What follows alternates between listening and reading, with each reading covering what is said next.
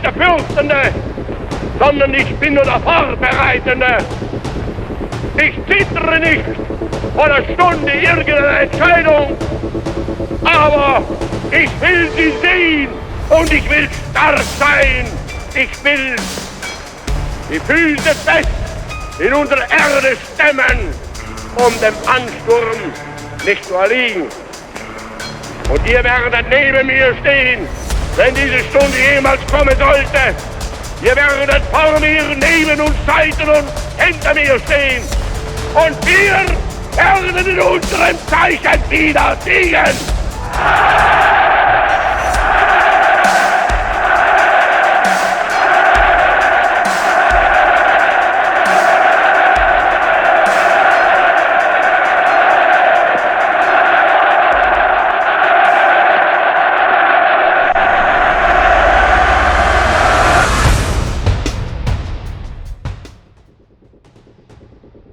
ንብዙሓት ንዲያብሎስ ዝውክል ሰብኣዊ ባህሪ መግለፂ ረኸብሉ ኢልካ ምስ እትሓትት ስሙን ተግባሩን እናዘከረው እንሆ ኣምሳል ኢሎም ይፅውዕዎ። ንህልቂት ልዕሊ 6 ሚልዮን ኣይሁዳውያን፣ ኣማኢት ኣሽሓት ስሎቬንያውያን፣ ጂፕሲታት፣ ሶዶሞኛታት፣ ኣካላውን የእሙራውን ጉድለት ዘለዎም ዜጋታትን ተሓታት እዩ። ስቅያትን ኣውያትን ሰብኡት፣ ኣንስቲ፣ ኣረገውቲ፣ ህፃናትን ንሓድሕዱ ተደራሪቡ ንሰማያት ክሳብ ዝጠርዕ ጨኪኑ ክንበሩ ይኮነን ንኽጽወዩ ዘስካሕኩዕ ተግባራት ጭካነ ፈጺሙ። እዚ ዛንታ ናይቲ ንሓደ ካብ ዓለምና ዝሰልጠኑ ሕብረተሰባት ተገይሩ ዝውሰድ ህዝቢ ሕልንኡ ትሂኡ እንስሳዊ ተግባራት ንኽፍጽም ተሓባባርን ኣጋፋርን ዝቐየረ ውልቀ ሰብ እዩ። ዝተወጠነ ዝተሓባበረን ናብ ኢንዳስትራዊ ደረጃ ክበጽሕ ዝተገብረን ዕንወት ህዝብን ሃገርን ዘስዓበ ሰብ ልክዕ ከም ዋንም ወዲ ሰብ ብንቡር ኣገባብ ዝተወልደ ክንሱ ከመይ ገይሩ ዓለምና ካብ ዝረኣየቶም መልእኽቲ ኩሎም እቲ ቐንዲ ከይሲ ኾነ። እዚ ድምፂ ሬድዮ ኤረና መደብ ገጻት ህይወት እዩ። ንደቓይቕ ብሓንሳብ ክንጸንሕ ዝዕድመኩም ኣዳላውን ኣቕረብን ዚ መደብ ኣስመሮም ሃይለ እየ። ናይ ሎሚ ውግዕና ሓደ ዛንታ እዩ ክኸውን ጽዋ ኣዶልፍ ሂትለር። እዚ ድምፂ ራድዮ ኤረና እዩ።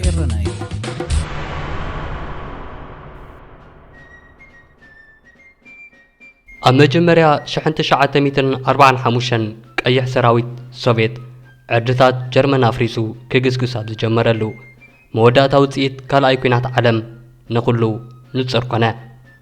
ናይ ናዚ ፊረር ኣዶልፍ ሂትለር እውን ውድቀቱ ርሑቕ ከም ዘይከውን ኣይጠፍኦን። ከምኡ ኾነ እሱ ግን ኣብ 30 ጥሪ ኣብ ጽምብል መበል 12 ዓመተ ስልጣኑ ሓንቲ ካብ ናይ መወዳእታ መደረታቱ ብምግባር ከም ዝበለ ነፍሲ ወከፍ ጀርመናዊ ክሳብ መወዳእታ ግቡእ ክፍጽም ይጽበዮ፣ ከምኡ እውን ኩሉ ዘድሊ መስዋእቲ ክኸፍል ኣብ ዝሕተተሉ እዋን ክፍጽሞ ይሕተት።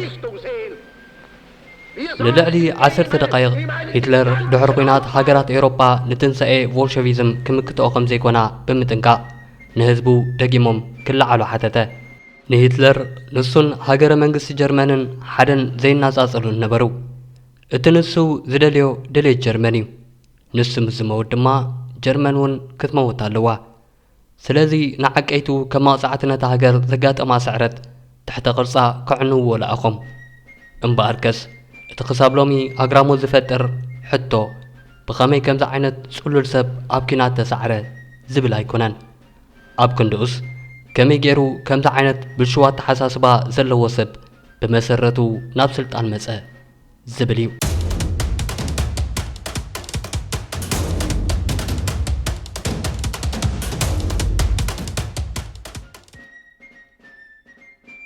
ኣብ ጽድያ 1889 ኣብ ከባቢ ዶባ ጀርመን ኣብ እትርከብ ኣውስትራላዊት ከተማ ብሩኖ ኣብ ሓንቲ ጸባብ ክፍሊ ኣዶልፍ ሂትለር ተወልደ። ራብዓይ ውሉድ ናይታ 6 ቆልዑ ዝፈረየ ስድራ ዝኾነ ሂትለር ኣብ ንኡስ ዕድሚኡ ምስ ሞት ክላለ ኣይደንጉየን። ምኽንያቱ 3 ኣወዳት ኣሕዋቱን ሓንቲ ሓብቱን ብሕማም ኣብ ዕሸልነቶም ስለ ዝሞቱ። ኣቦኡ ኣሎዊስ እውን ነበረ። ንሱ ናብ ቤት ሰኺሩ እናመጸ ንወዱ ሂትለር ዝጸርፍን ዝቕጥቅጥን ኣቦ ኾይኑ ነታ በእምሮ ሂትለር ብጎነጽ ናይ ምሕብላል ባህሪ ንኽጐልሕ ሓይልን ጭካነን ከምኡን ከፍታሕ ገይሩ ንኽወስድ ዓብ ኣስተዋጽኦ ከም ዝገበረ ይእመን። እቲ ምቕጥቃጥ ኣመና ካብ መብዝሑ ዝተላዕለ ሓንሳብ ወላዲት ሂትለር ክላራ እውን ንወዳ ንኽትከላኸል ነብሳ ኣብ ልዕሊ ወዳ ደርብያ እቲ ግርፊት ኣብ ክንድኡ ተቐበለሉ ነበረት። ከምቲ ናይታ ስድራ ቤት ዶክተር ኤድዋርድ ብሎክ ድሒሩ ዝበሎ ንሳ ዝያዳ ኩሉ ኣብ ምክንኻን ደቃ ዝተጸምደት ኮይና ህፃን ሂትለር እውን ዋላ እኳ ወዲ ማማ ክበሃል ዝኽእል ሰብኣይ እምበር ምስ ወላዲቱ ጥቡቕ ምትእስሳር ከም ዝነበሮ ግን ይምስከር።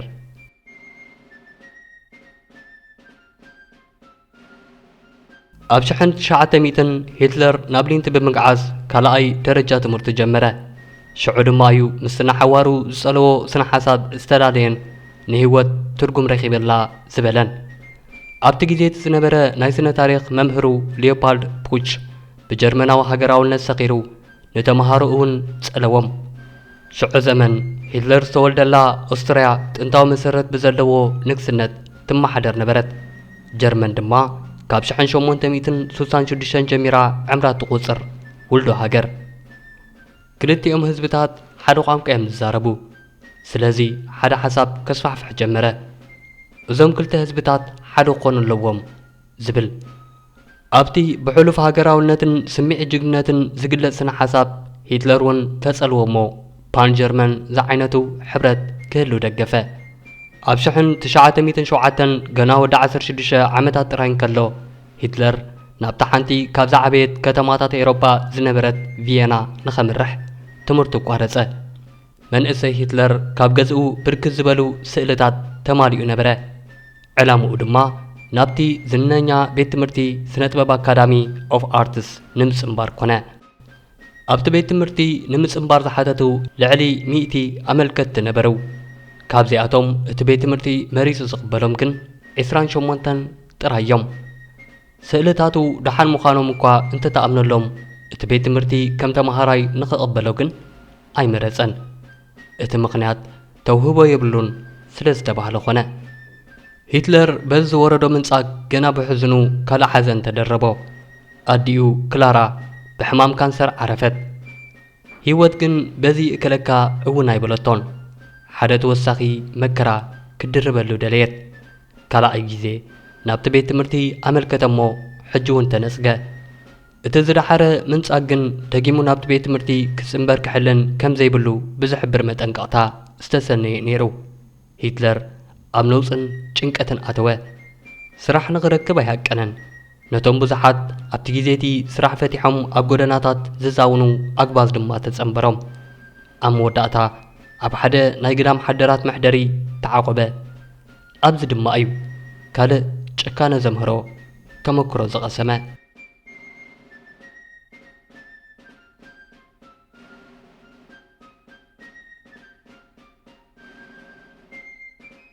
እቲ ግዜቲ ደረቕ ንክኸውን ኣኽኢሉኒ እዩ። ምስ ዝደልዮ ሕጂ እውን ክነብሮ ዘይጽገም ድርቅና።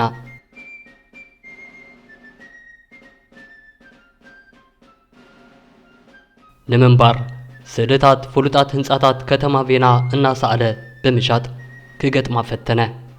ንጡፍ ተኸታታሊ ፖለቲካውን ኮነ። በትናዓበየ ዝኸይ ዝነበረ ማሕበርነታዊ ምንቅስቓሳት ብሓደ ግዜ ምሱጥን ቁጥዑን ነበረ። ወዲ ሰብ ገለ መፍትሒ እንተዘይረኺቡ ኦሮማይ ብማሕበርነትን ማሕበርነታውያንን ምጥፍኡ እዩ ኢሉ ኣመነ። ብሓደ ካብ ሜላታቶም ናይ ሽዑ ማሕበርነታውያን ግን ዝያዳ ተማረኸ። በቲ ማሕበርነታውያን ጎነጽ ብምጥቃም ፖለቲካዊ መልእኽቶም ዘመሓላልፍሉ ሜላ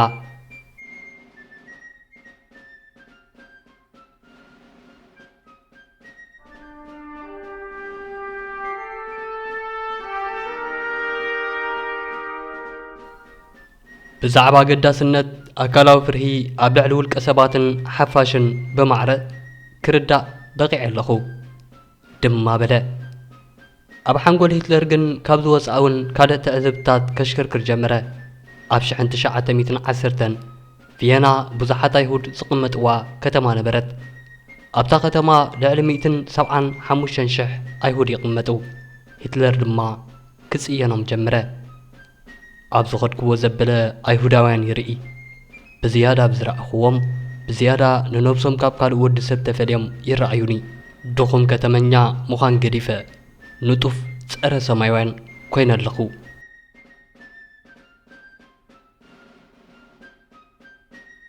ገና ኣብ 21 ዓመቱ ከይመደአ እቶም ድሒሮም ንዓለም ዘሸበሩ ወሰንቲ ነጥብታት ስነ ሓሳብ ናዚ ክንደቑ ጀመሩ ሕሉፍ ሃገራውነት ዘይምኽንያታዊ ትሪ እምነት ኣብ ጎነፅን ሽበራን ከምኡውን ጽልእን ንዕቀትን ኣብ ልዕሊ ኣይሁድ ዝኣመሰሉ መሰረታት ሂትለር ድሮ ተነድቁ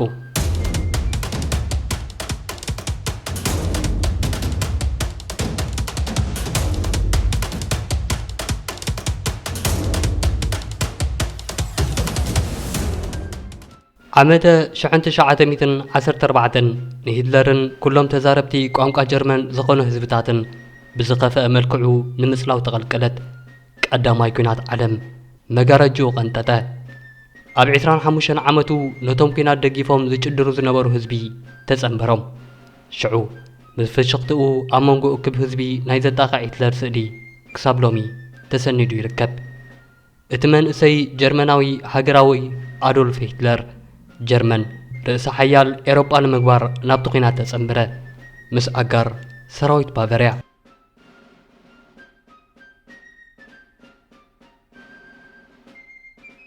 ዕማሙ ተኣፈፍቲ ሓበሬታታት ካብ ድፋዕ ናብ ድፋዕ ምምልላስ ነበረ ተኣፋፊ ሓበሬታት ተሰኪምካ ምምልላስ ግን ቀሊል ዕማም ኣይኮነን ኣሃድኡ ካብተን ብዙሕ ክሳራታት ዘጋጥመን ኣሃዱታት እያ ነይራ ሂትለር ጠያይቲ እናፋፀየ ዕጅብ ከይበሎ ዕማሙ ዝፍጽም ገና ኣብ ቀዳማይ ዓመቱ ብብቕዓቱ መስቀላዊ ኒሻን ዝተሸለመ ወታደር ኮነ ሓደ ካልእ ባህሪኡ እውን ኣብዚ ግዜ እዙ ዝተገልጸ ሕድገት ናይ ዘይምግባር ባህሪኡ ኣብ መዓልቲ ክሪስማስ 1914 ወታደራት ጀርመንን ብሪጣንያን ኣብታ ኣብ መንጎ ድፋዓቶም ዝርከብ ኖማንስላንድ ተራኺቦም ኣብ ኩናት ንሓደ መዓልቲ ብፍቕሪ ሓቢሮም ምስ ወዓሉ ሂትለር ኣይተደሰተን ኣብቲ ጉዳይ ኣይተሳተፈን ከመይ ጌርካ እዩ ኢድ ጸላኢኻ ንሰላምታ ዝጭበጥ እዚ ኩናት ሓዴና ከይጠፍአ ክውዳእ ኣብሉን ድማ በለ ኣብ 1918 ግን ዘይምሕር ጽፍዒት ኩናት ጨልገሞ ኣብ ኩናት ኢብ ብመጥቃዕቲ ቀመማዊ ጋዝ እንግሊዝ ዓወረ ንዝለዓለ ሕክምና ናብ ኣብ ሰሜናዊ ጀርመን ዝርከብ ወታደራዊ ሆስፒታል ተላእከ መብዛሕትኡ እዋን ከምኡ ዓይነት መጉዳእቲ ዝገጠሞም ግዳያት ብርሃን ዓይኖም ኣብ ሰዓታት ወይ መዓልታት ናብ ንቡር ይምለስ ናይ ሂትለር ዑረት ግን ክምለስ ኣይከኣለን ዶኳትሩ ጸገሙ ክርድዎ ይከኣሉን ካብቲ ዝበሃል ምኽንያታት ሓደ ግን ንሓደ ካብ ዝለዓሉ ምሁራት ስነ ኣእምሮ ጀርመን ዝኾነ ኤድዋርድ ፎስተር ክሪኦ ሓተትዎ እሞ ፎስተር ዑረት ናይ ሂትለር ስምዒቱ ብዘይምቁፅጻሩ ሰዓበ ስምዒታዊ ዓበድ በድንበር ኣካላዊ ጉድኣት ከም ዘይኮነ ሓቢሮም እቲ እንኮ ሂትለር ክሓወየሉ ዝኽእል መንገዲ ንኣንነቱ ወይ ኢጎናቱ ብምዕጋብ ምዃኑ ምኽሩ ለገሰ ንሱ ከም ዝገበረ ንሂትለር ብመድሃኒት ይዕንዘዞ እሞ ዋላ እኳ ሕጂ እንተዓወረ ኣምላኽ ፍሉይ ሰብ ገይሩ ስለ ዝሰርሖ ብሓይሊ ድሌት ጥራይ ደጊሙ ብርሃን ዓይንቱ ክረክብ ከም ዝኽእል ኣእምኖ ከምቲ ዝበሃል ፎስተር ንሂትለር ንሱ እቲ ንጀርመን ደጊሙ ዓባይ ዝገብራ ሰብ ከም ዝኾነ ገለጸሉ እቲ መልእኽቲ ኣብ ልቢ ሂትለር ንሓዋሩ ከም ዝሰረጸ ይንገር ካብ ሽዑ ንኔው ኣብ ልቢ ሂትለር ንሱ ከም ካልእ ወዲ ሰብ ከም ዘይኮነ ጸብለል ዝበለ ምዃኑን እምነት ሓደረ ፎስተር ሽዑ ሓንቲ ሽምዓ ኣብርሀ እሞ ንሂትለር ብርሃና ንምርኣይ እንተኽኢሉ መረጋገፂ ፍሉይነቱ ምዃኑን ከም ዝሓውን ገለጸሉ እቲ ናይ ሓንጎል ጸወታ ሰርሐ ብርሃን ዓይኒ ሂትለር ተመለሰ ልቢ ሂትለር ግን ኣነ ፍሉይ ሰብ እየ ብዝብል ኣንነት ዓወረ ሕዳር 1918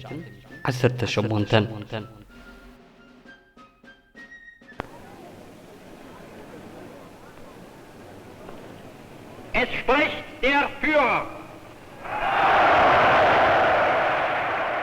ኣብ እዋን ፍጻመ ቀዳማይ ኩናት ዓለም ኮርፖራል ኣዶልፍ ሂትለር ገለ ዘሕዝን ዜና ሰምዐ።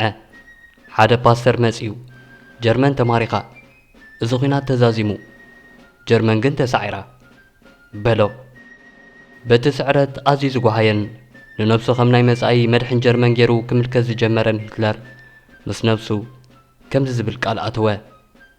ኣብ ዓራት ተደኒሰን ከለኹ ሓደ ሓሳብ ተኸስተለይ ንጀርመን ናጻ ከም ዘውፅኣ ደጊመ ዓባይ ከም ዝገብራ ብቕፅበት ድማ ክውን ክገብሮ ምዃነ ፈለጥኩ። ኣብ 1919 ወዲ 30 ዓመት ሂትለር ናብታ ብኹናት ዝዓነወት ከተማ ሙኒክ ተመልሰ። ጀርመን ክትማረኽ ዝኸኣለት ብጸጋማዊ ዝምባለ ዘለዎም ፖለቲከኛታት ስለ ዝተኻሕደት ምዃና ኣመነ። ብዙሓት ካብኣቶም ኣይሁዳውያን ነበሩ። ከም እምነቱ ኣቐዲሞም ንስዕረት ጀርመን ዝወጠኑ ነቲ ናይ 1918 ስምምዕ ምቁራጽ ተኽሲ ከም ክሕደት ዝቖጸሮ ሂትለር ንጀርመን ደጊሙ ዓባይ ክገብራ እየ ዝበሉ ሕልሚ ከተግብር አንቀደ። ናብቲ ብዙሕ ሰዓብ ዘይነበሮ ሰልፊ ክጽጋዕ ጀመረ። ናብ ሰልፊ ሰራሕተኛታት ጀርመን ሰዓብቶም ኣብቲ ግዜቲ ካብ ውሑዳት ኣማኢት ኣይሓልፉን። ኣብ ፓርላማ ዘምረጽዎ ሓደ ኣባል እኳ ኣይነበሮምን። እንተኾነ ኣብ ኣዳራሻትን ኣብያተ መስተታትን ስሚዒት ዘላዓዕል ኣኼባታት ምግባር ኣይገደፉን። ንሱ እውን ነቲ ናብ ማሕበርነት ዝተጸግዐ ስሚዒታዊ መደረታቶም ኣይጸልኦን። ዝያዳ ኩሉ ግን ኣብ ልዕሊ ኣይሁድ ዝነበሮም ጽልኢ ፈተወሎም። ንሶም እውን ናይ ሂትለር ክእለት መደረ ከስተውዕልሉ ይደንጎዩን። ስለዚ ከም ሓላፊ ፕሮፓጋንዳ ገይሮም መዝገብዎ።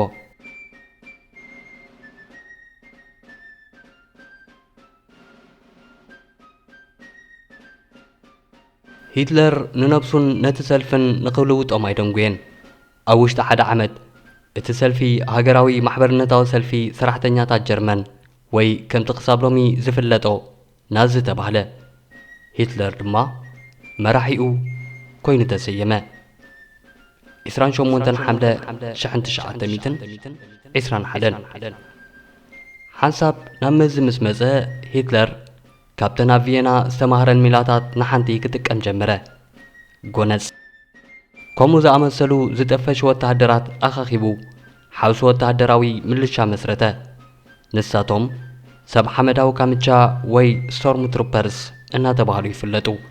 ንሳቶም ሰባት ከሳራጢዩ ክሳብ ክቐትሉ ድሕር ዘይብሉ ኮይኖም ዕላማ መራሒኦም ዝኾነ ሂትለር እውን ኣብቲ ግዜትስ ስልጣን ብሓይሊ ንምቁፅጻር እምበር ብዲሞክራስን ምርጫን ንምዕዋት ኣይነበረን። ስለዚ ኣብ 1923 ዕልዋ መንግስቲ ወጠነ። Deutsche Volk ist nicht mehr das Volk der Ehrlosigkeit, der Schande, der Selbstzerfleischung, der Gleichmütigkeit und Gleichgläubigkeit.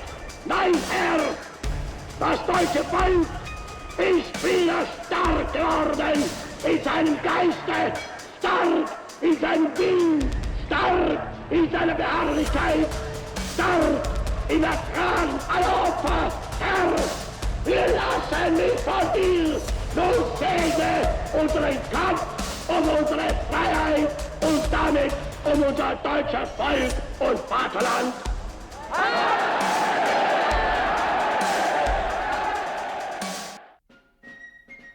ድርኺቱ ዝረኸቦ ካብ ሃገረ ጣልያን እዩ። ብፍላይ ድማ ካብቲ ኣዝዩ ዘድንቆ ብቤኒቶ ሙሶሊኒ ዝምራሕ የማናዊ ምንቅስቓስ ፋሺስት።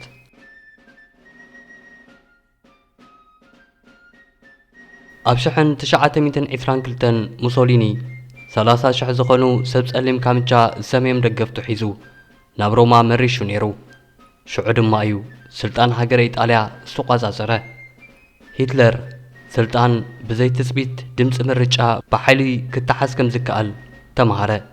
ስለዚ ተመሳሳሊ ተግባር ክፍጽም ወሰነ። 600 ካብቶም ሰብ ሓመዳዊ ካምቻ ስቶርም ትሩፐራቱ ኣኪቡ ኣብ ባቫርያ ዝርከብ ሓደ ናይ ቢራ ኣዳራሽ ተቆጻጸረ። ኣብቲ ቦታ ቀዳማይ ሚኒስተር ጀርመን ጉስታፍ ቮንካር ኣኼባ ንምግባር ተረኺቡ ነበረ። ሂትለር ምስ ሰዓብቱ ናብቲ ኣዳራሽ ብምእታው ናብ ናሕሲ ተኰሰ።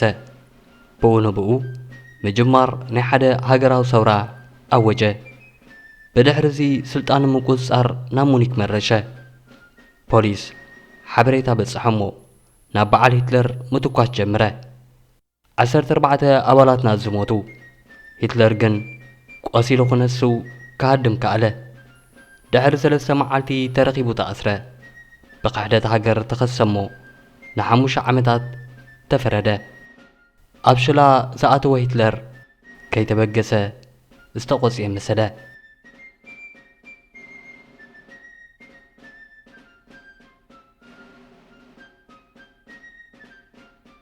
حدا ميازيا شحنت شعات ميتن 24 بيت محبوس لاندسبرغ نتناي مزاي فورر بيت ماسرتي نايستانتنو واناتي نيرو نت بتستاس حسابات اكيبو ناب حدا ستوم بوليتيكاو سن حساب زغيرولو زمن استنتنو كمو ابالنا زخونه رودولف هز استزاربونا صحافلو اتا كساب حجي بحب انقلعن اتنبب مصحف صحفه مين كامب وي ناتي قالسي نسا كم ندو حساب نايتي هتلر زحلمو حدش سرعات عالم كوينا تقصر هتلر ابتا مصحف جرمن بخمي زبلوس عليت كم زخنو ابرهه اتسنا حساب نتناي داروين زحيله ينبر زبل فلسفنا فلقت بزنبع تروغاغما قيسو زقرب كوينو وتم ناي بحق جرمناوያን ካብ ሓደ ደሙ ካብ ካልኦት ዓሌታት ምድሪ ኣዝዩ ዝተፈልየን ዝሓየለን ዘርኢ ከም ዝመፁ ይምጉት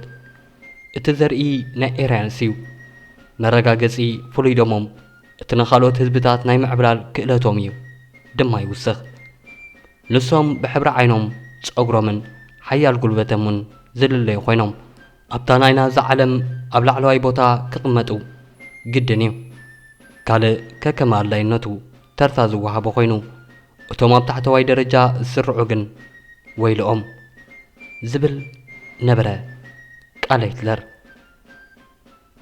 መቸ ሳብ እምሮ ሂትለር እቶም ዝሓተ ደረጃ ክሕዙ ዝተፈርዱ ህዝቢ መን ምዃኑ ኣይትስሕቶም እንትኸኑ እወ ኣይሁድ እያቶም ንሱ ክገልጾም እንከሎ ግን ካንሰር ይብሎም ነቲ ጽሩይ ጀርመናውነት ዝበልዑ ካንሰር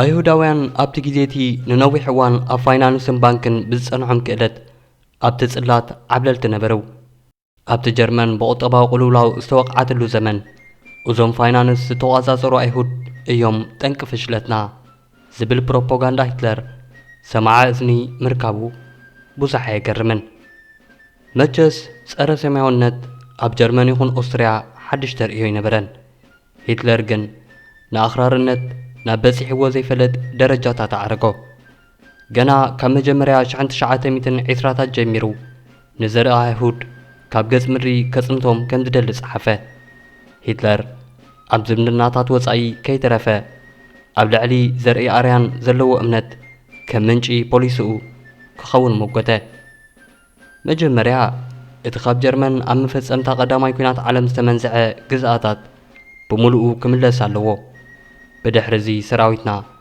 ኣብ ኤሮጳ ተዝሓየለ ኮይኑ ክህነጽ ኣለዎ በለ ካብኡ ቀጺሉ ጀርመናውያን ሙቹእ ዝሰፍሩሉ ቦታ ክረኽቡ ከም ዘለዎም ጸሓፈ እዚ ማለት ካብቶም ድኹማት ዝበሎም ዓሌታት ስላብስ ብፍላይ ድማ ካብ ሩሳውያን መሬት ክምንዝዑ ከም ዘለዎም ሞጎተ 20 ታሕሳስ 1924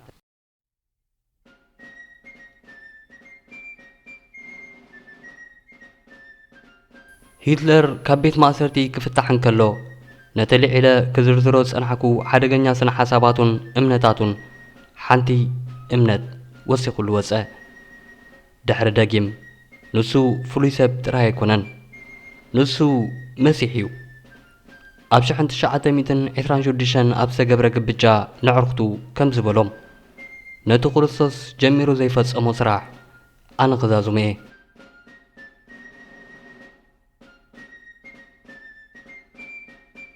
حلف حلفو حدا لعل مراوى حيلي كم سجل سألون مدحن جرمن مخانو كم زحبرون جلسة اتزاجرم هتلر كم زم امانو يكونن اتزاجرم اذا امنتو حدا معلتي ኣማኢታ ሸሓት ጀርመናውያን ከኣምንዎ ምዃኖም እዩ።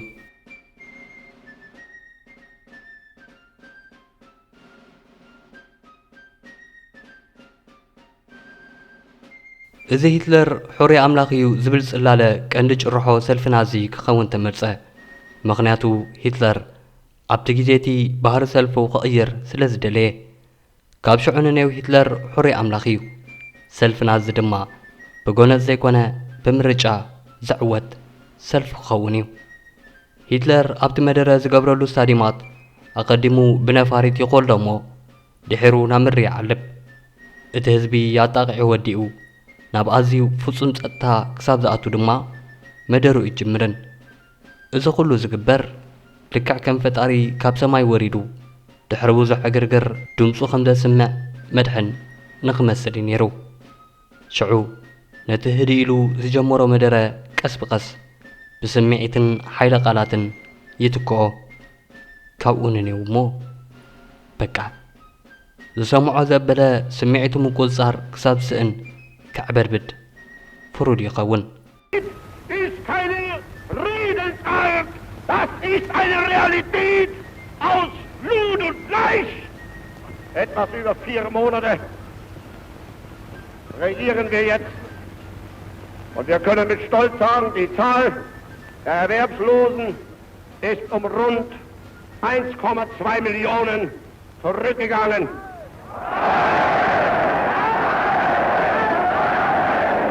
Lasst euch Zeit!